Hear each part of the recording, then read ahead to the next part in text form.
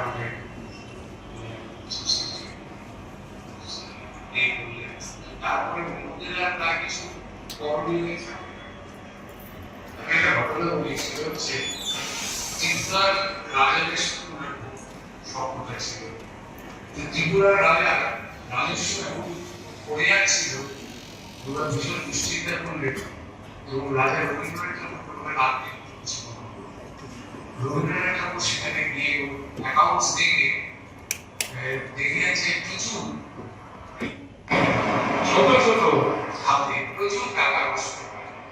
উনি বলেন যে এগুলো বন্ধ করুন এবং ওটা বন্ধ করার পরে ত্রিপুরা রাজস্ব প্রচুর বেড়ে গেছিল। আমি যেটা বলতে চাইছি যে মানে কত দিকে ওনার প্রদীপ, তবে এই যে ছবিটা দেখা যাচ্ছে খুব কিঞ্চিত ভীষণ ব্যক্তিত্ব সম্পর্কে ছিল, সেটা নিশ্চয়ই ছিলেন, কিন্তু উনি just like any other person উনি নিজের যে কাছের লোকেদের কাছে খুব সরল, মিটি এবং খুব হাসি হাসি করছেন। ওনার যারা কাছে যারা লোক তাদের সবাই তুই করে বলতেন, আর উনি নিজে থেকেও সব পাহাড়ি ছিলেন, কিন্তু খাওয়ার সময় অনেক খাবার দাবার নিয়ে বসতেন উনি, কারণ এই সবাইকে ডেকে খাওয়া উনি যেগুলো খাবেন ওনার প্রিয় লোক সব বসে খাবেন, তাদের আর ওনার কতগুলো খাম খেয়ে গেছে। একবার ওনার ধারণা হলো যে নিম পাতা বাটা করে খেলে শরীর খুব ভালো হয়, আমরা সবাই জানি নিম পাতা ভালো। উনি বেশ বড় রকম করে রোজ সকালবেলা নিম পাতা সময় রস তৈরি করলেন, যত ভালোবাসা সবাইকে তো আস্তে আস্তে দেখলেন তো করে যাচ্ছি, আজকাল লোক করে যাচ্ছে, তারপর নিম পাতা খাওয়া। তারপরে ওনার ওই শান্তির ভেতরে বেশ কয়েকটা বাড়ি আছে, আজকে এই বাড়িতে থাকে বলেন আমি এই বাড়িতে ভালো নয়, এই বাড়িতে থাকতে ওই বাড়িতে রোদ আসে। আমি সকালবেলা রোদটা দেখে সূর্যকে দেখে আমার খুব ভালো লাগবে, আমার শরীরে ভালো হবে, মন ভালো হবে। এরকম যেতে যেতে হঠাৎ আমার নামে আমি মাটির বাড়িতে থাকবো বলে বলে মাটির একটা বাড়ি, তারপর একটা মাটির বাড়ি তৈরি হলো। আপনার সবাই জানেন অনেক তারপরে একবার তিনি ওখানে গেছেন, এমন ঝড় কন্টিনিউয়াস রেড শুরু হলো যে সে মাটির বাড়ি ভেঙে গেল। ওনার ফটোটি চলে আসে, বলে না না চাষের সব মাটির বাড়িতে থেকে কিছু আর আমাকে। তো যাই হোক অনেক কষ্টে সৃষ্টি ওনাকে সেই মাটির বাড়ি থেকে নিয়ে আসা হলো। তার কয়েকদিনের মধ্যেই ওনার হঠাৎ খেয়াল হলো যে শরীর ক্লিন থাকে, সকালবেলা ভাত ভালো হয় এবং ওনাকে বলা হচ্ছে ক্যাস্টরেন্ট। তো উনি বলতেন ক্যাস্টরেন্ট খেতে হবে, তখন বললেন ক্যাস্টরেন্ট খেতে নাই, কিন্তু খেতে একটা মানে বাজে জিনিস। ক্যাস্টরেন্ট দিয়ে যদি লুচি ভাজে খায় তাহলে তো সেটা লুচিও খাওয়া হবে, আবার স্বাস্থ্যও ভালো বলে উনি বলেন তাহলে ক্যাস্টরেন্টের লুচি। তো শুরু হলো ক্যাস্টরেন্টের লুচি ভাজা। ঠিক আছে, দিন আস্তে আস্তে ওর কাছে লোকটা কমতে শুরু করেছে। তারপরে সেটাতে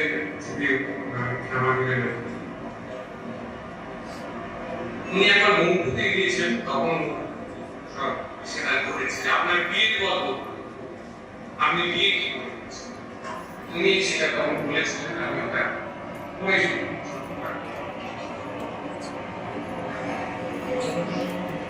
জানো তো একবার আমার এক বিদেশি অর্থাৎ অমুক প্রভিন্সের মেয়ের সঙ্গে বিয়ের কথা হয়েছিল। সে এক পয়সাওয়ালা লোকের মেয়ে, জমিদার বড় হচ্ছে, 7 লক্ষ টাকার অধিকারী বেশি। আমরা কয়েকজন এরকম মেয়ে দেখতে, দুটি অল্প বয়সী মেয়ে এসে বসলেন। একটি সামাজিক জলপ্রদের মতো এক শরীর, আরেকটি যেমন সুন্দরী তেমন চমৎকার কাজ, একটু জলকালে বিশুদ্ধ ইংরেজি উচ্চারণ, পিয়ানো বাজাতে তারপর মিউজিক সম্বন্ধে আলোচনা শুরু হলো। আমি ভাবলাম ইয়ার কথা এখন দিলে এমন সময় বাড়ির ঘরটা খুললেন, বয়স হয়েছে কিন্তু শৌখিন নয়। ঢুকেই পরিচয় করিয়ে দিলেন মেয়েদের সঙ্গে।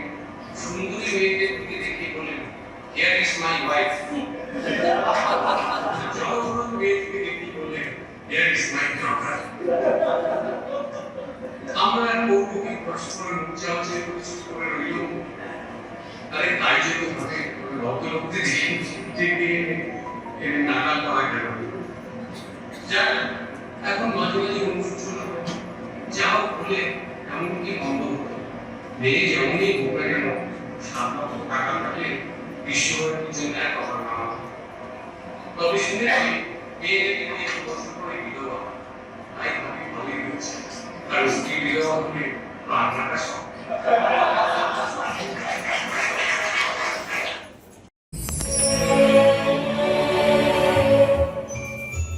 খেলা হোক বাঁধতে লেগেছি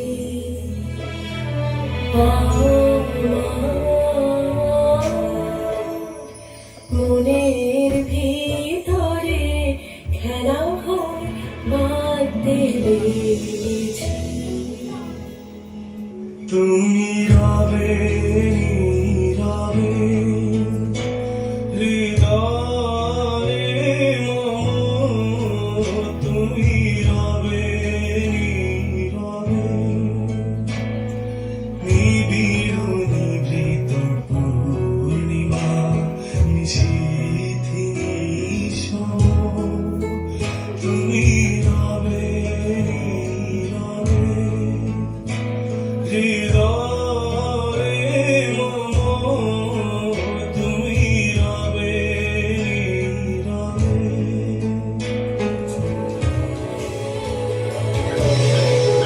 নাথো তুমি এসো ধীরে, সুখ দুঃখ হাসি নয়ন মিশে।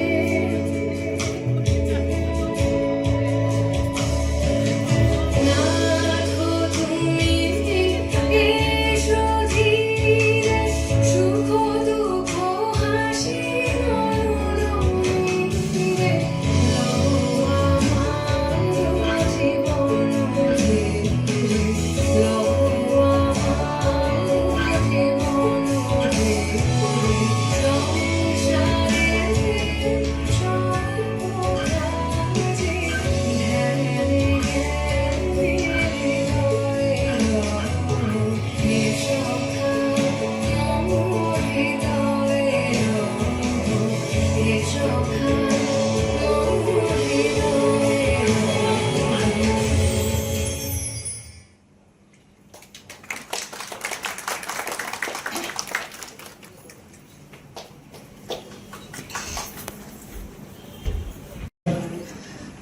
অনেকদিন বাদে জায়গাটায় আসতে পেরে বড় ভালো লাগছে।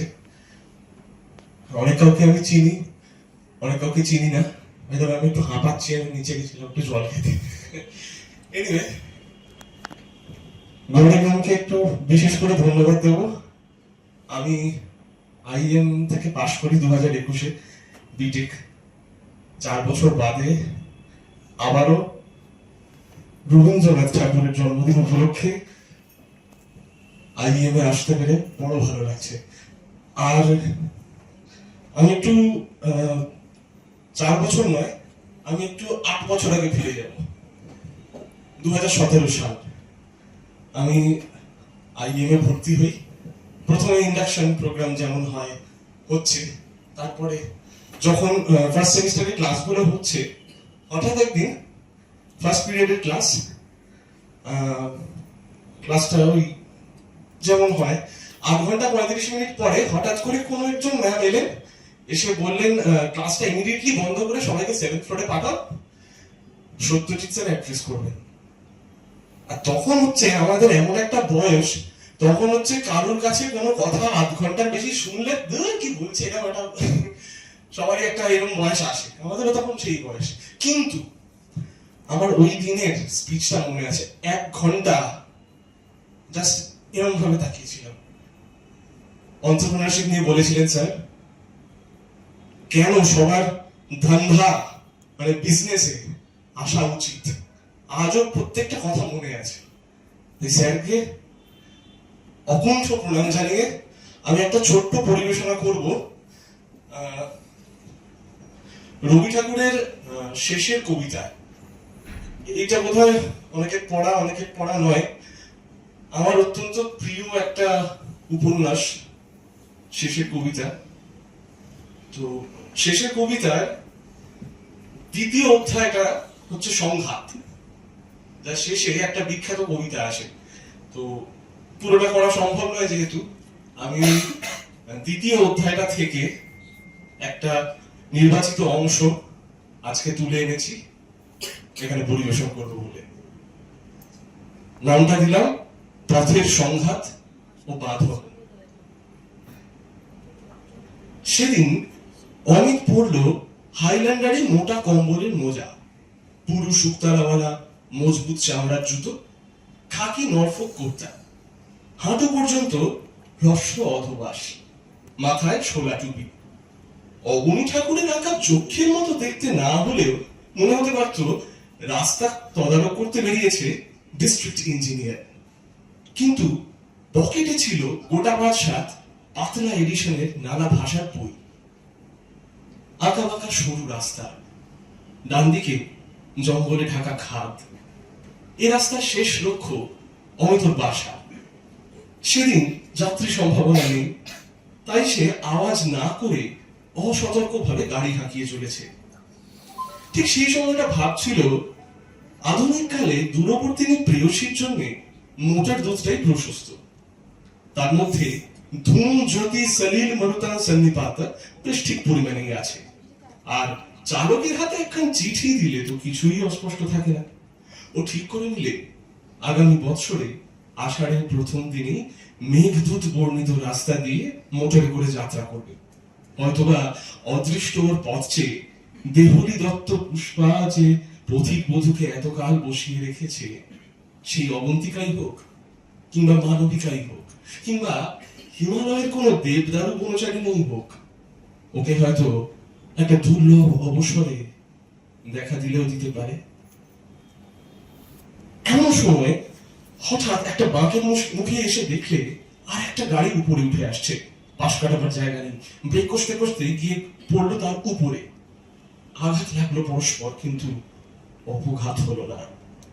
অন্য গাড়িটা খানিকটা গড়িয়ে পাহাড়ের গায়ে আটকে থেমে গেল। একটি মেয়ে গাড়ি থেকে নেমে দাঁড়ালো।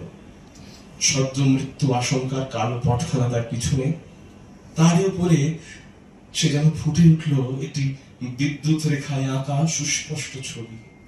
চারিদিকে সমস্ত কিছু হতে স্বতন্ত্র।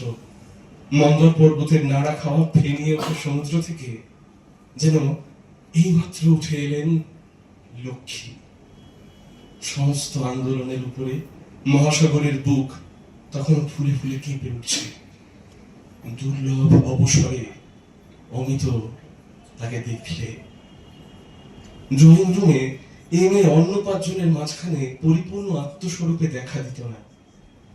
পৃথিবীতে হয়তো দেখবার যোগ্য লোক পাওয়া যায়, কিন্তু তাকে দেখবার যোগ্য জায়গাটি পাওয়া যায় না। বাড়ি ফিরে এসে অমিত নোট বই নিয়ে লিখতে আরম্ভ করলে। পথ, আজ হঠাৎ কি পাগলামি করলে? দুজনকে দু জায়গা থেকে ছিঁড়ে এনে আজ থেকে হয়তো এক রাস্তায় চালান করে দিলে। অ্যাস্ট্রোনমার ভুল বলেছে। অজানা আকাশ থেকে চাঁদ এসে পড়েছিল পৃথিবীর কক্ষপথে। লাগলো তাদের মোটরে মোটরে ধাক্কা। সেই মরণের তাড়নার পর থেকে যুগে যুগে দুজনে একই সঙ্গে চলেছে। এর আলো ওর মুখে পড়ে, ওর আলো এর মুখে। চলার বাঁধন আর ছেড়ে না। মনের ভিতরটা বলছে আমাদের শুরু হলো যুগল চলন। আমরা ক্ষণে ক্ষণে চলার সূত্রে গাঁথব ক্ষণে ক্ষণে কুড়িয়ে পাওয়া উজ্জ্বল নিমেষগুলির মালা। বাধা মাইনে বাধা খোরাকিতে ভাগ্যের দ্বারে পড়ে থাকবার জোর আর রইল না। আমাদের দেনা পাওনা সবই হবে হঠাৎ। পথ বেঁধে দিল বন্ধনহীন গ্রন্থি। আমরা দুজন চলতি হাওয়ার পন্থী। রঙিন নিমেষ ধুলার দুলাল, পরাণে ছড়ায় আবির গুলাল। ওড়না ওড়ায় বর্ষার মেঘে, দিগঙ্গনার নৃত্য, হঠাৎ আলোর ঝলকানি লেগে ঝলমল করে চিত্ত। নাই আমাদের কনক চাপার কুঞ্জ, বনবিথিকায় কীর্ণ বকুল পুঞ্জ।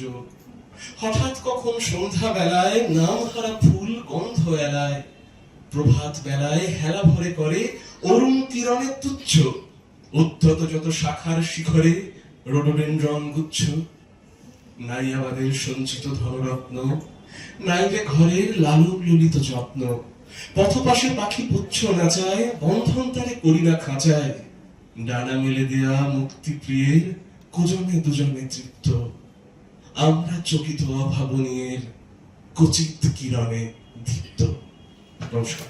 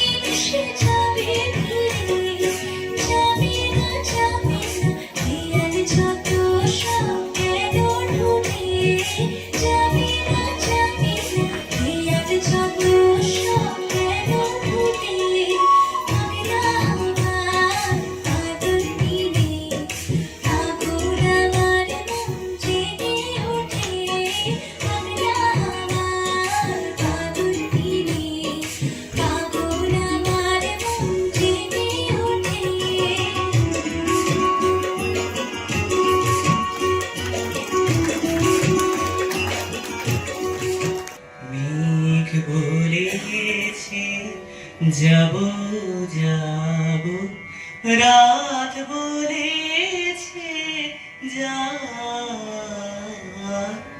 সাগর বাল কুল মিলেছে আমি তো আর না। মেঘ বলেছে যাব যাব, দুঃখ বলে রইল চুপে তাহার পায়ের চিহ্ন রূপে। দুঃখ বলে রইল চুপে তাহার পায়ের চিহ্ন রূপে। আমি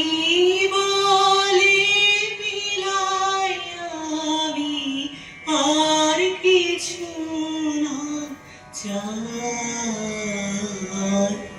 মেঘ বলেছে যাব যাব, ভুবন বলে তোমার তারে আর আছে বরণমালা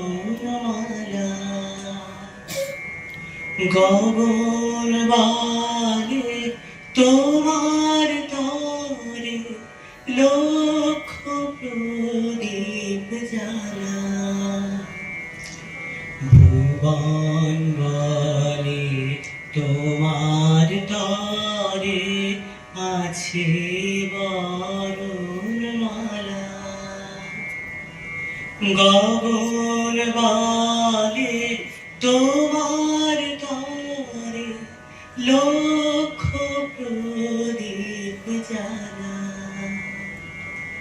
প্রেম বলে যে যুগে যুগে তোমার লাগি আছি জেগে প্রেম বলে যে যুগে যুগে তোমার লাগি আছি জেগে মরণ বলে আমি তোমার জীবন তোরি মেঘ বলেছে যাব যাব রাত বলেছে যা সাগর বলে কুল মিলেছে আমি তো আর না মেঘ বলেছে যাব যাব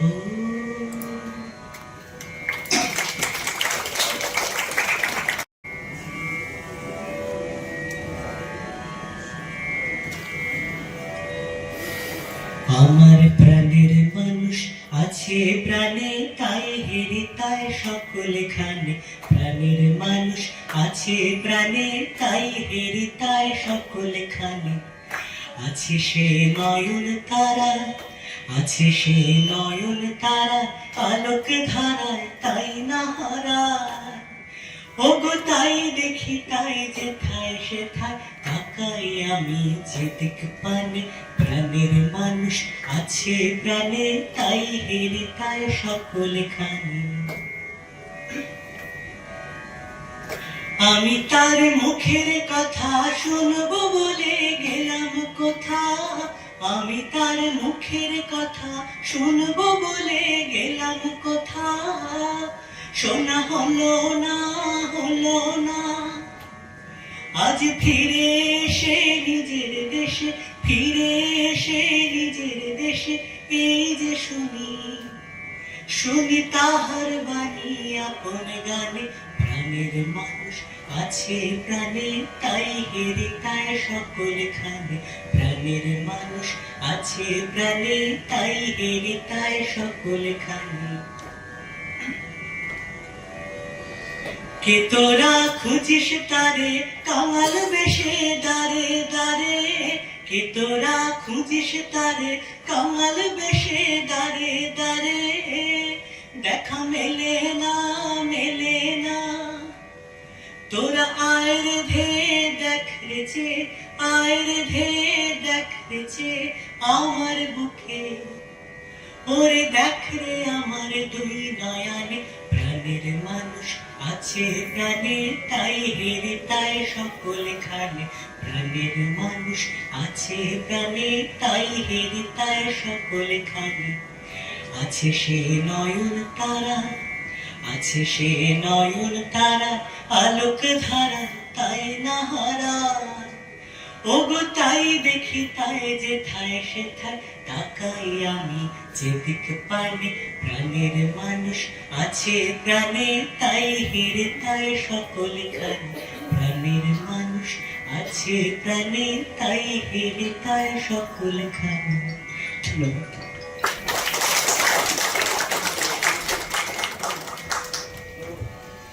অসংখ্য ধন্যবাদ ত্রিদীপকে।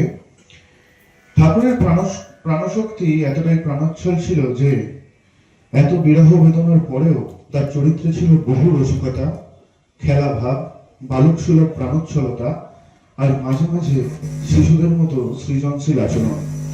একবার শান্তিনিকেতনে তার এক ছাত্র তাকে জিজ্ঞাসা করেছিলেন, আচ্ছা গুরুদেব, আপনি শিশু নাকি কবি? কবি হেসে উত্তর দিয়েছিলেন, আমি তো দুটোই, ওই জন্যই তো কবিতা লিখি।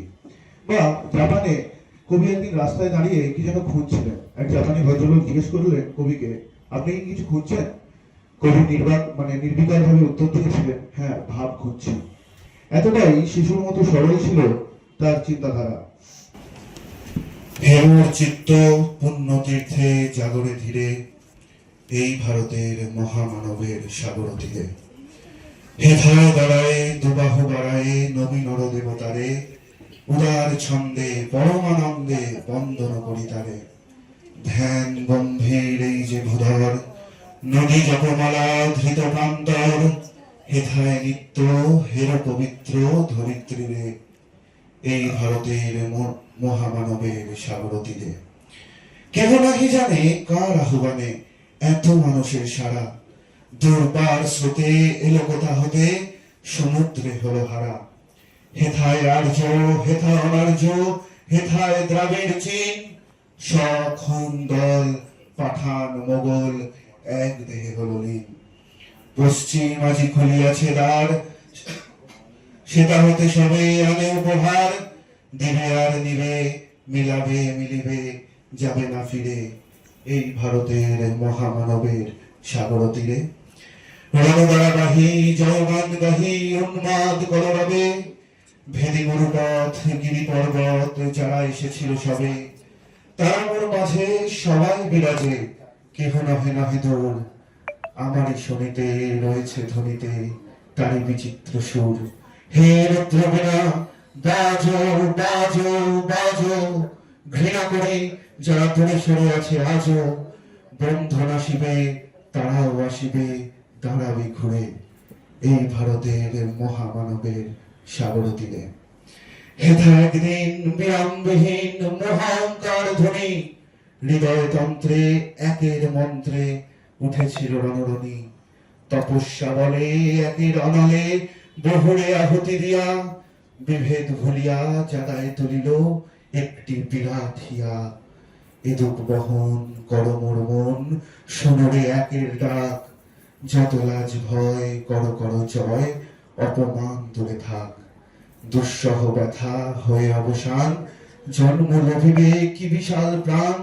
পোহায় রজনী জাগিছে জননী বিপুল নীরে, এই ভারতের মহামানবের সাগর তীরে। হেথায় আর্য, হেথা অনার্য, হিন্দু মুসলমান, এসো এসো আজ তুমি ইংরাজ, এসো এসো খ্রিস্টান। এসো ব্রাহ্মণ সূচি করি মন, ধরো হাত সবাকার।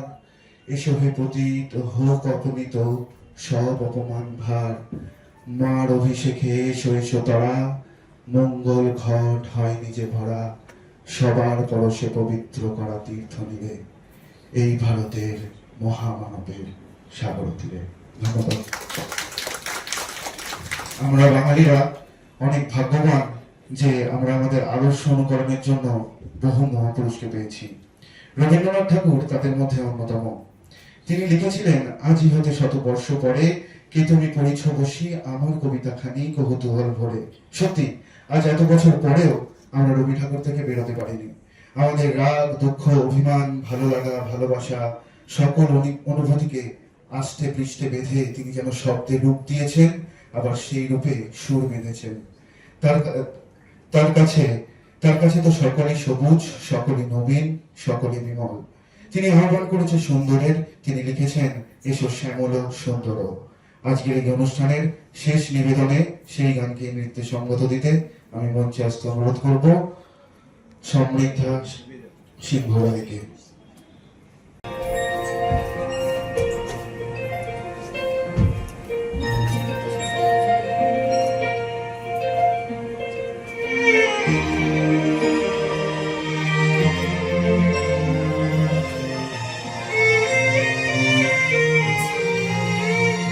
এসো শ্যামল সুন্দর,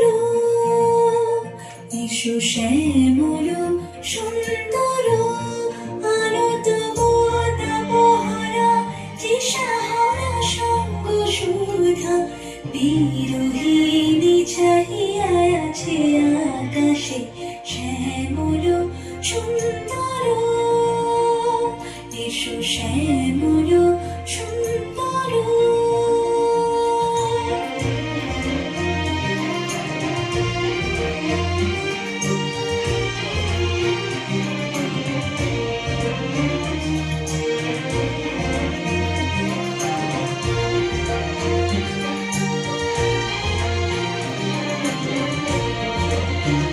সে যে ব্যথিত হৃদয় আছে বিছায় তোমার কুঞ্জ পথে সজল ছায়াতে ব্যথিত হৃদয় আছে বিছায় তোমার কুঞ্জ পথে সজল ছায়াতে নয়নে জাগিছে করুণ রাগিনী শ্যামল সুন্দর এসো শ্যামল সুন্দর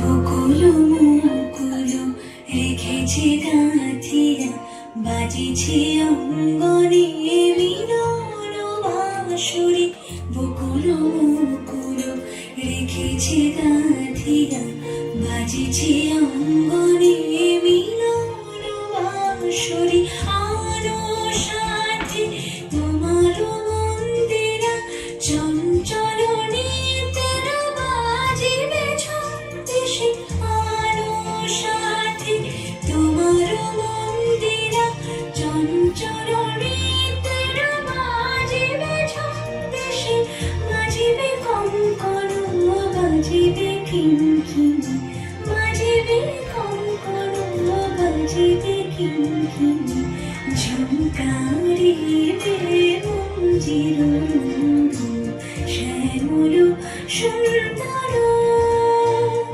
এসো শ্যামল সুন্দর আরো তব তপহরা তৃষহরা সঙ্গ সুধা বিরোহিণী চাহি